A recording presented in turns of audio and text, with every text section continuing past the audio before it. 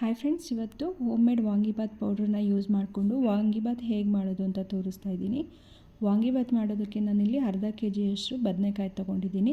ಅದನ್ನು ನಾನು ಈಗ ತೋರಿಸ್ತಾ ಇದ್ದೀನಲ್ಲ ಆ ರೀತಿ ಕಟ್ ಮಾಡ್ಕೊಳ್ಳಿ. ಕಟ್ ಮಾಡಿಕೊಂಡು ಸಣ್ಣ ಸಣ್ಣ ಪೀಸ್ಗಳಾಗಿ ಮಾಡ್ಕೊಳ್ಳಿ. ಯಾಕಂದರೆ ಬದನೆಕಾಯಿನ ಎಣ್ಣೆಲೇ ಬೇಯಿಸ್ಕೋಬೇಕು, ನೀರು ಹಾಕೋದಿಲ್ವಲ್ಲ, ಹಾಗಾಗಿ ಸಣ್ಣ ಸಣ್ಣದಾಗಿ ಕಟ್ ಮಾಡ್ಕೋಬೇಕು. ಪೀಸಸ್ ಚಿಕ್ಕದಾಗಿದ್ದರೆ ಬೇಗ ಬೇಯುತ್ತೆ ಅಂತ ಚಿಕ್ಕ ಚಿಕ್ಕದಾಗಿ ಕಟ್ ಮಾಡ್ಕೋಬೇಕು. ಈ ಸೈಜಲ್ಲಿ ಕಟ್ ಮಾಡಿಕೊಂಡ್ರೆ ತುಂಬಾ ಚೆನ್ನಾಗಿರುತ್ತೆ. ಹೀಗೆ ಎಲ್ಲನೂ ಇದೇ ರೀತಿ ಕಟ್ ಮಾಡ್ಕೊಳ್ಳಿ.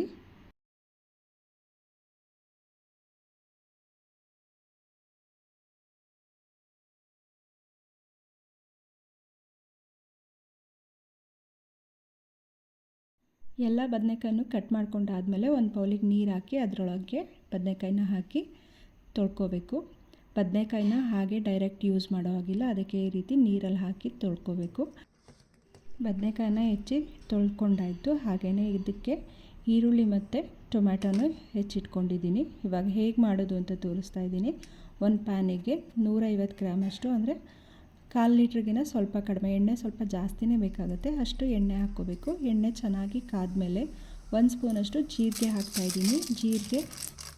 ಜೀರಿಗೆ ಹಾಕಿದ್ಮೇಲೆ 2 ಟೇಬಲ್ ಸ್ಪೂನಷ್ಟು ಕಡಲೆಬೇಳೆ ಹಾಕ್ತಾಯಿದ್ದೀನಿ. ಕಡಲೆಬೇಳೆ ಸ್ವಲ್ಪ ಫ್ರೈ ಆಗೋವರೆಗೂ ಈ ರೀತಿ ಕೈ ಆಡಿಸ್ತಾ ಹುರ್ಕೋಬೇಕು. ಅದಾದಮೇಲೆ 1 ಹಿಡಿಯಷ್ಟು ಕರ್ಬೇವಿನ ಸೊಪ್ಪು ಹಾಕ್ತಾಯಿದ್ದೀನಿ. ಕರ್ಬೇವಿನ ಸೊಪ್ಪು ಚಟಪಟ ಅಂತ ಸಿಡ್ದು ಫ್ರೈ ಆಗಬೇಕು. ಅದಾದಮೇಲೆ 2 ಈರುಳ್ಳಿನ ಹೆಚ್ಚಿ ಹಾಕ್ತಾಯಿದ್ದೀನಿ. ದಪ್ಪ ಈರುಳ್ಳಿ ಆದರೆ 2 ಸಾಕು, ಮೀಡಿಯಮ್ ಸೈಜ್ದಾದರೆ 3ರಿಂದ 4 ಹಾಕಿ, ಹಾಗಾದರೆ ಟೇಸ್ಟು ತುಂಬ ಚೆನ್ನಾಗಿ ಬರುತ್ತೆ.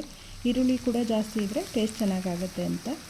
ಈರುಳ್ಳಿನ ಸಾಫ್ಟ್ ಆಗೋವರೆಗೂ ಫ್ರೈ ಮಾಡ್ಕೋಬೇಕು. ಈರುಳ್ಳಿ ಸ್ವಲ್ಪ ಸಾಫ್ಟ್ ಆಗ್ತಿದ್ದಾಗೇ 2 ಹೆಚ್ಚಿರೋ ಟೊಮ್ಯಾಟೋನ ಹಾಕಿ ಫ್ರೈ ಮಾಡ್ಕೋಬೇಕು. ಈ ಟೊಮ್ಯಾಟೊ ಕೂಡ ಸಾಫ್ಟ್ ಆಗಬೇಕು, ಅಲ್ಲಿವರೆಗೂ ಈ ರೀತಿ ಕೈ ಆಡಿಸ್ತಾ ಬೇಯಿಸ್ಕೊಳ್ಳಿ. ಟೊಮ್ಯಾಟೊ ಸಾಫ್ಟ್ ಆದಮೇಲೆ ಇದಕ್ಕೆ ತೊಳೆದು ನೀರನ್ನೆಲ್ಲ ಸೋಸಿಟ್ಟಿರೋ ಅಂಥ ಬದನೆಕಾಯಿನ ಇದಕ್ಕೆ ಹಾಕಬೇಕು. ಬದನೆಕಾಯಿನ ಒಂದು ತೂತು ಬೋಸಿಗೆ ಹಾಕಿ ಈ ರೀತಿ ನೀರೆಲ್ಲ ಫುಲ್ಲು ಸೋರೋಗೋಕ್ಕೆ ಇಟ್ಟಿರಬೇಕು. ಆಮೇಲೆ ಇದಕ್ಕೆ ಪ್ಯಾನಿಗೆ ಹಾಕಿ ಮಿಕ್ಸ್ ಮಾಡ್ಕೋಬೇಕು. ಬದನೆಕಾಯಲ್ಲಿ ನೀರೆಲ್ಲ ಇದ್ದರೆ ಬೇಯೋದಕ್ಕೆ ತುಂಬ ಟೈಮ್ ತೊಗೊಳುತ್ತೆ ಮತ್ತು ಟೇಸ್ಟ್ ಕೂಡ ಅಷ್ಟು ಚೆನ್ನಾಗಿ ಬರೋಲ್ಲ. ಬದನೆಕಾಯ ಕಟ್ ಮಾಡಿ ಆದಮೇಲೆ ನೀರಿಗೆ ಹಾಕ್ಕೋಬೇಕು. ನೀರಿಂದ ತೊಳೆದಾದ್ಮೇಲೆ ಅದನ್ನು ಸಪ್ರೇಟಾಗಿ ಎತ್ತಿಟ್ಕೋಬೇಕು. ಆ ಬದನೆಕಾಯಲ್ಲಿ ನೀರಿರಬಾರ್ದು, ಆ ರೀತಿ ಸೋಸಿ ಎತ್ತಿಟ್ಕೋಬೇಕು. ಎತ್ತಿಟ್ಕೊಂಡಿರೋಂಥ ಬದನೆಕಾಯಿನ ಈಗ ಒಗ್ಗರಣೆಗೆ ಹಾಕಿ ಮಿಕ್ಸ್ ಮಾಡ್ಕೋಬೇಕು. ಮಿಕ್ಸ್ ಮಾಡಿ ಒಂದು 5ರಿಂದ 10 ನಿಮಿಷ ಚೆನ್ನಾಗಿ ಬೇಯಿಸ್ಕೋಬೇಕು. ಬದನೆಕಾಯಿ ಸಾಫ್ಟ್ ಆಗೋವರೆಗೂ ಚೆನ್ನಾಗಿ ಬೇಯಿಸ್ಕೊಂಡಾದಮೇಲೆ ಇದಕ್ಕೆ ರುಚಿಗೆ ತಕ್ಕಷ್ಟು ಉಪ್ಪು ಹಾಕಬೇಕು. ನಾನಿಲ್ಲಿ ಮೀಡಿಯಮ್ ಸೈಜ್ ಸ್ಪೂನಲ್ಲಿ 4 ಸ್ಪೂನಷ್ಟು ಉಪ್ಪು ಹಾಕ್ತಾಯಿದ್ದೀನಿ. ಸ್ಪೂನ್ನ ನೋಡಿ ಹಾಕ್ಕೊಳ್ಳಿ. ನೀವು ರೆಗ್ಯುಲರಾಗಿ ಯೂಸ್ ಮಾಡೋ ಅಂಥ ಸ್ಪೂನ್ಗಳಲ್ಲಿ ನಿಮಗೆ ಎಷ್ಟು ಬೇಕಾಗುತ್ತೆ ಅಷ್ಟು ನೋಡಿ ಹಾಕ್ಕೊಳ್ಳಿ. ಹಾಗೆಯೇ 1 ಟೀ ಸ್ಪೂನಷ್ಟು ಅರಿಶಿನ ಹಾಕ್ತಾಯಿದ್ದೀನಿ. ಅರಿಶಿನ ಮತ್ತು ಉಪ್ಪು ಹಾಕಿ ಮಿಕ್ಸ್ ಮಾಡಿ ಒಂದು 5 ನಿಮಿಷ ಬೇಯಿಸ್ಕೋಬೇಕು. ಇವೆರಡೂ ಮಿಕ್ಸ್ ಮಾಡಾದಮೇಲೆ ಚೆನ್ನಾಗಿ ಬೇಯಿಸ್ಕೊಳ್ಳಿ.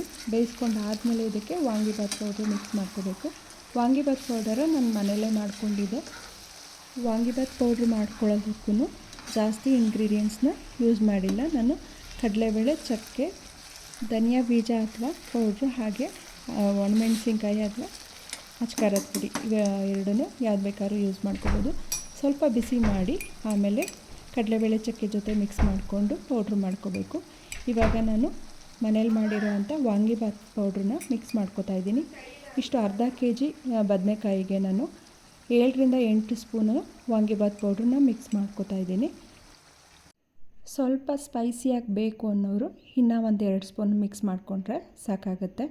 ಅರ್ಧ ಕೆಜಿ ಬದನೆಕಾಯಿಗೆ 7ರಿಂದ 8 ಸ್ಪೂನು ವಾಂಗಿಬಾತ್ ಪೌಡ್ರು ಸಾಕಾಗುತ್ತೆ. ಮತ್ತು ಟೇಸ್ಟು ತುಂಬ ಚೆನ್ನಾಗಿದೆ. ಈ ಥರ ಟ್ರೈ ಮಾಡಿ ನೋಡಿ, ತುಂಬ ಇಷ್ಟಪಟ್ಟು ಮಾಡ್ಕೋತೀರ. ಹೋಟೆಲ್ಗಳಲ್ಲಿ ಮಾಡೋದಕ್ಕಿಂತ ಡಿಫ್ರೆಂಟ್ ಆಗಿದೆ ಟೇಸ್ಟು. ನಾನು ಹೇಳಿರೋ ಥರ ವಾಂಗಿಬಾತ್ನ ಮಾಡಿಕೊಟ್ರೆ ಮತ್ತೆ ಮತ್ತೆ ಬೇಕು ಅಂತ ಕೇಳೋವಷ್ಟು ತುಂಬ ಚೆನ್ನಾಗಿದೆ ಟೇಸ್ಟು. ಈ ಥರ ಒಂದು ಸಲ ಟ್ರೈ ಮಾಡಿ ನೋಡಿ, ತುಂಬ ಇಷ್ಟಪಟ್ಟು ಮಾಡ್ಕೋತೀರ. ಇವಾಗ ನಾನು ಇದಕ್ಕೆ 1 ಸ್ಪೂನಷ್ಟು ತುಪ್ಪ ಯೂಸ್ ಮಾಡ್ತಾಯಿದ್ದೀನಿ. ತುಪ್ಪ ಹಾಕಿ ಈಗ ಮಿಕ್ಸ್ ಮಾಡ್ಕೊಳ್ಳಿ. ತುಪ್ಪ ಇಲ್ಲಾಂದರೆ ಸ್ಕಿಪ್ ಮಾಡ್ಕೋಬೋದು.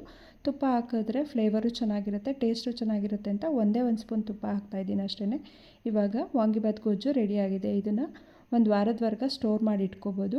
ಫ್ರಿಜ್ಜಲ್ಲಿ ಇಟ್ಕೊಂಡ್ರೆ ಒಂದು 15 ದಿನದವರೆಗೂ ಸ್ಟೋರ್ ಮಾಡಿ ಇಟ್ಕೋಬೋದು. ತುಂಬ ಚೆನ್ನಾಗಿರುತ್ತೆ. ಈ ಥರ ಒಂದು ಸಲ ಟ್ರೈ ಮಾಡಿ ನೋಡಿ. ಹಾಗೆ ಯಾರೆಲ್ಲ ಸಬ್ಸ್ಕ್ರೈಬ್ ಆಗದೆ ವೀಡಿಯೋಸ್ ನೋಡ್ತಿದ್ದೀರಾ, ಪ್ಲೀಸ್ ಸಬ್ಸ್ಕ್ರೈಬ್ ಆಗಿ, ಲೈಕ್ ಮಾಡಿ, ಶೇರ್ ಮಾಡಿ. Thank you.